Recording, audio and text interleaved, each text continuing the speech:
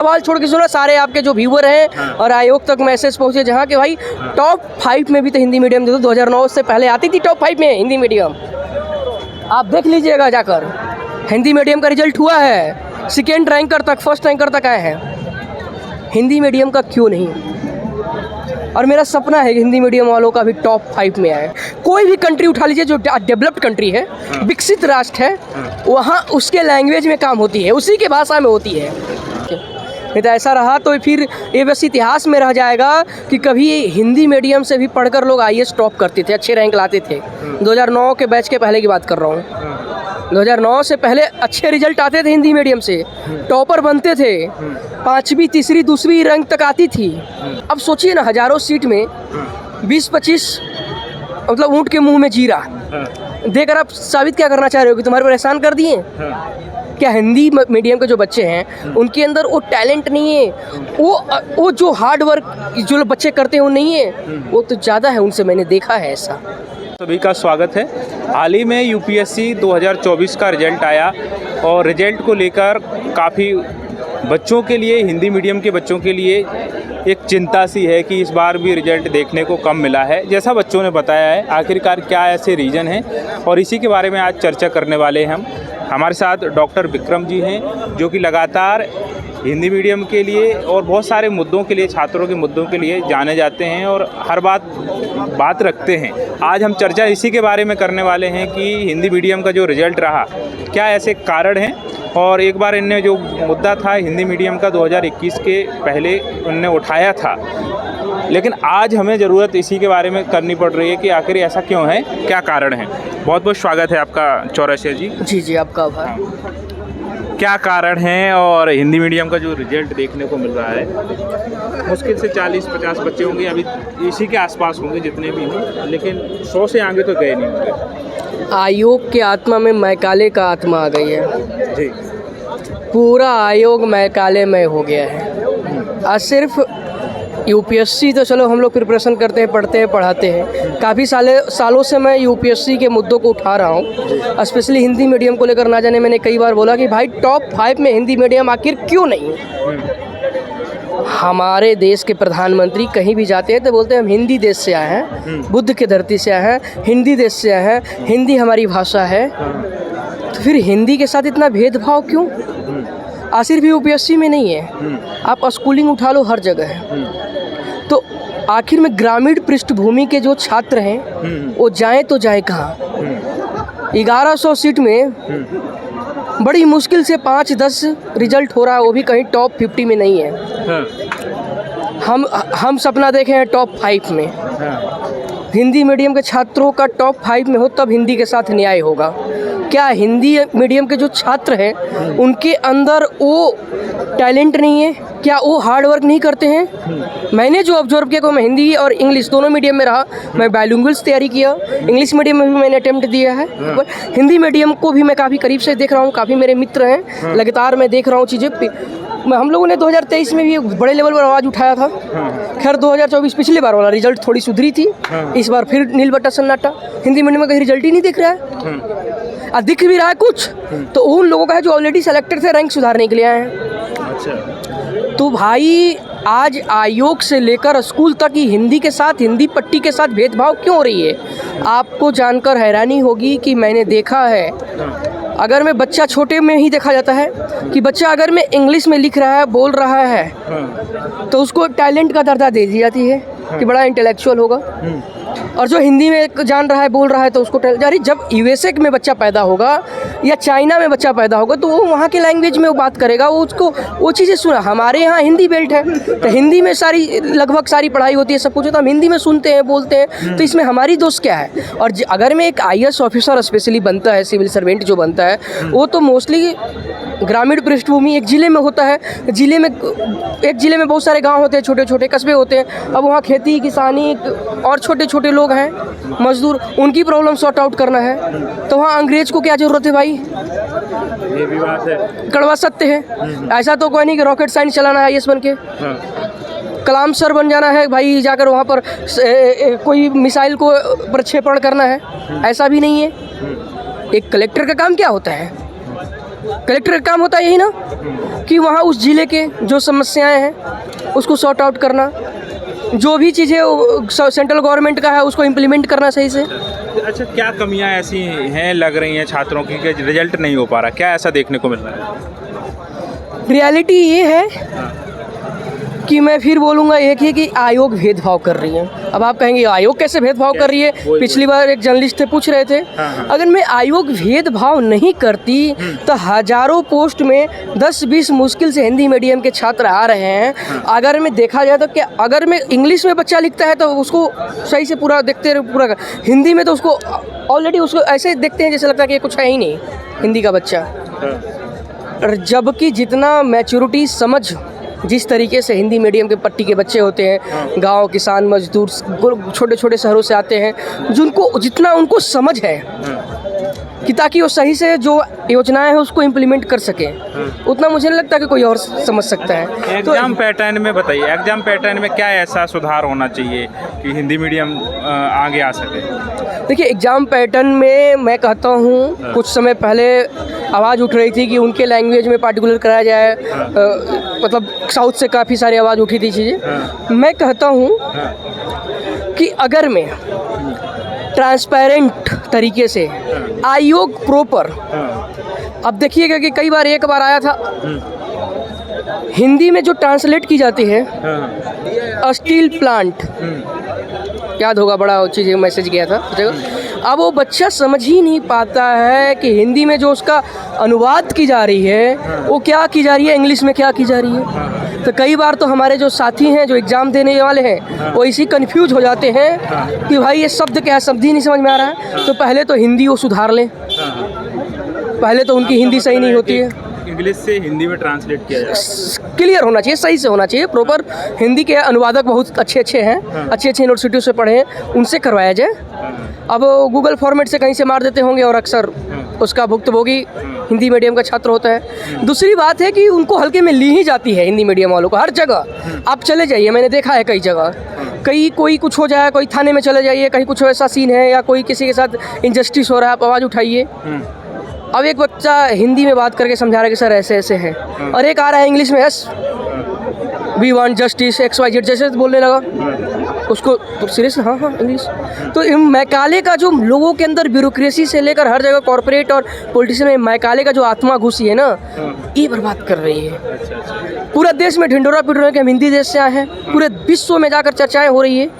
और हिंदी मीडियम का हालात, चाहे स्कूल हो, कॉलेज हो, चाहे कमीशन हो, कोई भी आयोग ले लीजिए, मैं UPSC की बात नहीं कर रहा हूँ, किसी भी आयोग का PCS का ले लो, स्टेट PCS का ले लो, या अदर एग्जाम्स जो छोटे मोटे एग्जाम होते हैं। अभी भी बहुत बीच में वायरल हुआ था मैसेज, बातें आपको पता होगा कि जो SSC लेवल के ही एग्जाम में भेदभाव होती है, इंटरव्यू में होते हैं। अच्छा, तो ये सारा सीन है। CSET का जो मुद्दा है कि CSET ही नहीं बच्चों का हो पाता है हिंदी मीडियम वालों का, तो इसमें क्या कहेंगे आप? मैं क्या बोला कि ट्रांसलेट इसलिए तरीके से लोग करते हैं। और बात जब CSET की आपने किया है तो देखिए, CSET पार्टिकुलरली नो डाउट जिस तरीके से उन्होंने लाया, जो इंट्रोड्यूस किया कि भाई हम CSET इस पर्पज़ से लाए हैं, ठीक है, गुड, मैं मानता हूँ। लेकिन जो सिलेबस है, अचानक से पिछली बार देखे होंगे कि सिलेबस से बियॉन्ड जाकर क्वेश्चन पूछ दिया जाता है, राइट। और दूसरी बात है कि CSET का जो शुरुआत में जिस तरीके से स्ट्रक्चर बनाया गया था प्रॉपर, उस तरीके से ले कोई बुराई नहीं है, मैं अगेंस्ट नहीं हूँ। लेकिन जो ट्रांसलेट की जा रही है वो प्रॉपर सही होना चाहिए, और हिंदी को बढ़ावा देने की ज़रूरत है भाई। कई कंट्री में, मॉरिशस चले जाइए, हिंदी में बात होती है, भोजपुरी में बात होती है, कई सारे जगह हम लोग जाते हैं तो हिंदी को बड़ा गर्व शान की बात कर जाती है। हिंदी से प्यारा चीज़ है और कुछ नहीं होता, हम हिंदुस्तानी है, हिंदुस्तानी हमारी अपनी है। और हम कहते हैं कि हिंदी को बढ़ावा देना चाहिए, और सारे मंचों पर बोली जाती है कि हिंदी को बढ़ावा देना है, हिंदी को आगे बढ़ाना है। और जब बातें आती है परीक्षाओं की, एग्ज़ाम की, ब्यूरोक्रेट की, सिस्टम में भेजने की, तो उसको अब सोचिए ना, हज़ारों सीट में 20-25 मतलब ऊँट के मुँह में जीरा देकर आप साबित क्या करना चाह रहे हो कि तुम्हारे पर एहसान कर दिए? क्या हिंदी मीडियम के जो बच्चे हैं उनके अंदर वो टैलेंट नहीं है, वो जो हार्ड वर्क जो बच्चे करते हैं वो नहीं है, वो तो ज़्यादा है उनसे, मैंने देखा है ऐसा। मेरे इंग्लिश मीडियम में काफ़ी फ्रेंड्स हैं, हर जगह है, हर कोने में। अब आप जानते ही, आप लोग को बताने की नहीं ज़रूरत है, मैंने करोल बाग भी आवाज़ उठाई, ORN में भी, हर जगह लोग हैं मेरे काफ़ी फ्रेंड्स। अभी पिछली बार भी इंटरव्यू दिए थे, वो आए थे मेरे पास, रुके थे, उन्होंने भी इंग्लिश मीडियम से बैक टू बैक 3 इंटरव्यू दिया। तो चीज़ें सीन ये है कि ये रियलिटी है कि थोड़ी सी डिस्क्रिमिनेशंस तो है। और हिंदी मीडियम का जो सीन है इसको लेकर हम लगातार आवाज़ उठा रहे हैं और मैं सारे देश के युवाओं से आह्वान करते हैं कि अपने अधिकारों के लिए, हिंदी मीडियम के लिए स्पेशली एक बार आवाज़ उठाने की ज़रूरत है, आयोग के कान में सुनाने की ज़रूरत है। नहीं तो ऐसा रहा तो फिर ये बस इतिहास में रह जाएगा कि कभी हिंदी मीडियम से भी पढ़कर लोग आईएएस टॉप करते थे, अच्छे रैंक लाते थे। 2009 के बैच के पहले की बात कर रहा हूँ। 2009 से पहले अच्छे रिजल्ट आते थे हिंदी मीडियम से, टॉपर बनते थे, 5वीं, 3री, 2वीं रैंक तक आती थी। 2009 के बाद तो ख़त्म ही हो गया। मेरे जानने वाले एक सीनियर ऑफिसर हैं, अभी SDRF है वो, 2009 बैच का IPS है, अच्छे रैंक आए भाई। वो उस वक्त बहुत आते थे बल्क में हिंदी मीडियम का रिजल्ट। उसके बाद से पता नहीं मैकाले आत्मा कहाँ से घुस गई। तो इसमें ट्रांसलेशन की बहुत बड़ी बात आ रही है कि ट्रांसलेशन में कमी देखने को मिल रही है और बहुत सारे बच्चों का CSET नहीं हो पाता है हिंदी मीडियम वालों, नहीं हो इसकी वजह से भी वो इंटरव्यू तक कहाँ जाएंगे, नहीं पाते हैं, प्रीलिम्स ही नहीं क्वालिफाई कर पा रहे हैं। हो पाते हैं। और थोड़ी सी लुभावनी चीज़ों से भी बचने की ज़रूरत है हमारे साथियों को। बहुत सारे लुभावनी चीज़ें दिखा दी जाती है। अब एक ही बंदा है, मेरा ही कोई फ्रेंड है और UPSC में कोई भी रैंक लाया, अब वो 10 जगह तो पढ़ नहीं सकता, अब वो 10 जगह उसकी बैनर चढ़ती है चीज़ें। तो भाई पेपर 4 जो एथिक्स एंड इंटीग्रिटी पढ़े हो, एथिकल्स वैल्यू पर तुम थोड़ा सा डेडिकेटेड रहो। मेरे काफ़ी सारे देश के कोने कोने में हर जगह बहुत सारे ब्यूरोक्रेट फ्रेंड हैं, काफ़ी सारे जो यहाँ तैयारी करते थे बल्क में बहुत सारे लोग गए हैं, काफ़ी लोगों को मैं जानता हूँ चीज़ें। अब पार्टिकुलर किसी के पर्सनल चीज़ों पर मैं नहीं बोलूँगा, लेकिन मैं जानता हूँ चीज़ें कि क्या है। अच्छा। तो एग्जैक्टली रियलिटी ये मैं कहना चाह रहा हूँ आपसे, आपके चैनल के माध्यम से, कि देश के सारे युवा जो प्रिपरेशन कर रहे हैं, चाहे किसी भी माध्यम से कर रहे हैं, वो सेल्फ नोट्स पर विश्वास करें। सेल्फ नोट्स कहने का मतलब, अगर मैं आपका बेसिक क्लियर नहीं है तो बेसिक के लिए सबको बताया NCERT पढ़ लो भाई। जैसे हमारे बॉडी में ब्लड होता है वैसे ही हमारे कहो कि NCERT है भाई, एक बार पढ़ लेना अच्छा से। उसके बाद आप टेक्स्ट बुक उठाएं, सेल्फ नोट्स बनाओ। तुम्हें दिल करता है कोचिंग लेने का, वो आपकी पर्सनल है, लगता है कि आप देने में सक्षम है पैसे, ठीक है, तो मैं उसके कभी भी खिलाफ नहीं था, खिलाफ नहीं हूँ, लेकिन काम आएगी आपकी सेल्फ नोट्स, राइट स्ट्रेटजी। कोई एक मेंटर हो सकता है, मेंटर के लिए ज़रूरी नहीं है कि कोई कोचिंग ही पकड़ें या कुछ, कोई भी आपके सीनियर हो जो फेलुअर्स हो। और मैं कहता हूँ कि जो फेलुअर्स होते हैं उनसे बड़ा कोई गुरु नहीं हो सकता मेंटर, जो उन्हें देखा है वो जाना है। हाँ, वो जाना है। जो आए फर्स्ट अटेम्प्ट में सेलेक्ट हुए, टॉप कर गए, वो क्या जानते हैं चीज़ें क्या होती है, क्या संघर्ष होती है, क्या चीज़ें। और वैसे लोग सिस्टम में जाकर भी कौन सी बड़ी बात कर लेंगे। आए दिन तो हम देख रहे हैं कई लोग सुसाइड भी कर रहे हैं। आप देखिए, सबको पता है, बताने की ज़रूरत नहीं है। या कुछ लोग करप्शन करते हुए पकड़े रहे, ठीक ना। एक मैडम थी, अपने स्कूल में टॉपर थी, कॉलेज में टॉपर थी, UPSC में टॉपर थी, और करप्शन में भी टॉपर हैं, 6/8 के कमरे में है। मेरे कहने का मतलब क्या है कि स्टील फ्रेम ऑफ इंडिया, जिसको हमारे मतलब इस कंट्री को, इस देश को चलाने के लिए हमारे लौह पुरुष बना कर गए थे, स्टील फ्रेम ऑफ इंडिया कहे थे ना। उस स्टील फ्रेम ऑफ इंडिया की इज्जत रखने की ज़रूरत है हमें, और किसी की टैलेंट को किसी लैंग्वेज से आंकने की ज़रूरत नहीं है। इस बात को ध्यान रखिएगा। हमने क्या एग्जांपल दिया कि कोई USA में, चाइना में तो मोस्टली उनके अपने लैंग्वेज में काम होती है। बहुत सारे ऐसे कंट्री है वो अपने लैंग्वेज में काम करते हैं। ठीक है, इंग्लिश जानना, एक 4-10 लैंग्वेज जान लो और जान लो, वो उसकी मर्जी है, उसको लगता है एक्सपोजर करना है खुद को, तो वो अच्छी बात है। लेकिन हमारे कार्य काम, ये तो प्रधानमंत्री जी भी बोलते हैं, सभी बोलते हैं कि हमारे सारे काम अपने भाषा में हो। कितना मज़ा आएगा आपके चैनल के माध्यम, कि आपके चैनल बहुत सारे IAS ऑफिसर, सेक्रेटरी और बहुत सारे लोग भी देखते हैं, बहुत सारे पॉलिटिशियंस भी। इसलिए ये एग्जांपल दिया जा रहा है कि जो जहाँ है यार, पार्टिकुलरली उसके साथ जस्टिस करो ना। जब बातें होती है ड्यूटीज की, आर्टिकल 51A की, जब पढ़ कर गए हो, पता है, तो ड्यूटीज को निभाओ ना। और अक्सर लोग, हाईली एजुकेटेड लोग ड्यूटीज को भूल जाते हैं, अक्सर मैंने देखा है। लेकिन उनके राइट्स की पता होता है, ये मेरे संविधान में है, कॉन्स्टिट्यूशन की, संविधान की बातें करेंगे, लेकिन एग्जैक्टली जब बात होती है इम्प्लीमेंटेशंस की तो एक्सप्लॉयटेशंस होता है। एज ए मेंटोर आप क्या कहना चाहेंगे हिंदी मीडियम वाले छात्रों के लिए? क्या अधिकतर ग्रामीण क्षेत्र से परिवेश करते हैं, वो आते हैं दिल्ली जैसे शहरों में तैयारी के लिए, किन किन बातों का विशेष ध्यान देना चाहिए? देखिए, मैं तो मैकाले की आत्मा को प्रमोट करने की बात नहीं करूँगा, क्योंकि अंग्रेज चले गए, अंग्रेजियत रह गया, ये वाला मैं प्रमोट नहीं करूँगा। तो सरकार से और आयोग से विनम्र निवेदन है, HRD मिनिस्ट्री से, कि भैया हिंदी को प्रमोट करने के लिए आप थोड़ा सा आगे आइए, रिजल्ट थोड़ा सा बढ़ाइए चीज़ें। और जो हमारे साथी हैं, आपको सुन रहे हैं, जो तैयारी कर रहे हैं, उनको हिंदी में अपनी कमांड है, हिंदी में ही देना है, डेडिकेटेड होकर दें और पार्टिकुलरली अपने नोट्स पर बिलीव करें। किसी को मेंटर बना सकते हैं, जरूरी नहीं उसे पूछने के लिए। आपके चैनल से मैं बोल रहा हूँ, मुझे पता है आपकी मेहनत और मेरी आवाज़ उठाई हुई ज़रूर रंग लाएगी, आयोग तक मैसेज जाएगी और ज़रूर वो इस पर संज्ञान लेंगे और कहेंगे कि नहीं भाई, ज़रूर इनजस्टिस हो रहा है। क्योंकि गरीब मध्यम मजदूर के बच्चे होते हैं, किसान के, वही दर्द समझ सकते हैं ब्यूरोक्रेसी में जाकर। एक सामान्य लोग ही होते हैं ना, जिला चला रहे हैं आप, तो जिला में कौन होते हैं, किसके ऊपर आप कर रहे हो काम, किसके लिए कर रहे हो? उन्हीं के लिए। आप किसी जिला में जाएंगे तो उस जिला में जितने भी गांव होते हैं, ग्रामीण पृष्ठभूमि के लोग होते हैं, खेती बाड़ी, किसानी, छोटे बिजनेसमैन, यही सब होते हैं मजदूर, उनकी प्रॉब्लम सॉर्ट आउट करनी है। तो उनको तो कई सारे इंग्लिश मीडियम में मेरे फ्रेंड हैं जो IAS बन गए हैं प्रॉपर, अब वो जहाँ का DM बने हैं वहाँ तो इंग्लिश में उनको बात करनी ही नहीं है, क्योंकि हिंदी में करनी है, लोगों से पब्लिक डील करनी है। तो भाई साहब, क्यों नहीं हिंदी को ही वो मन मस्तिष्क में उभारा जाए और ब्यूरोक्रेसी हो या कहीं भी हो, हिंदी को प्रमोट किया जाए। और मैं तो आजीवन, पूरी जीवन मैं हिंदी को प्रमोट करूँगा। सच्चाई ये है कि मैंने इंग्लिश मीडियम में पढ़ाई किया था, मेरा BCom था, तो पूरा मैंने कॉमर्स बैकग्राउंड से था, मैं तो पूरा मैंने इंग्लिश में ही पढ़ा था, इंग्लिश में ही सारे एग्जाम दिया। दिल्ली विश्वविद्यालय से भी अपना कंप्लीट किया मैंने, पोस्ट ग्रेजुएशन दिल्ली इंग्लिश में ही लिखा। लेकिन जब बात UPSC की तैयारी करने की आई, जब मुझे पता चला हिंदी में मुझे हिंदी को प्रमोट करना है, हिंदी ही आत्मा मेरी है, मैंने हिंदी में ना जाने कितने आर्टिकल लिख डाली, कितने पोएम लिख डाले, हिंदी में मैंने एग्ज़ाम देना शुरू किया।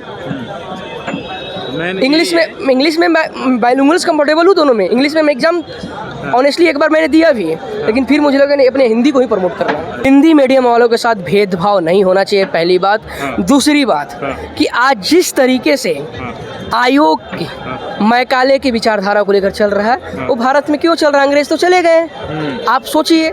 और मैं फिर पूछता हूँ आपके चैनल के माध्यम से आयोग से कि टॉप 5 में हिंदी मीडियम कहाँ है? क्योंकि ये मेरा सपना है कि टॉप 5 में हिंदी मीडियम वाले हमारे दोस्त आए।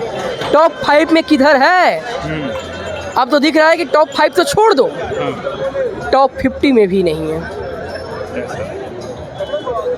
टॉप 100 में भी नहीं है। सवाल छोड़ के जा रहे हैं आप। जी, सवाल छोड़ के सुनो, सारे आपके जो व्यूअर हैं और आयोग तक मैसेज पहुंचे जहां के भाई टॉप 5 में भी तो हिंदी मीडियम दे दो। 2009 से पहले आती थी टॉप 5 में हिंदी मीडियम, आप देख लीजिएगा जाकर, हिंदी मीडियम का रिजल्ट हुआ है, सेकेंड रैंकर तक, फर्स्ट रैंकर तक आए हैं। हिंदी मीडियम का क्यों नहीं?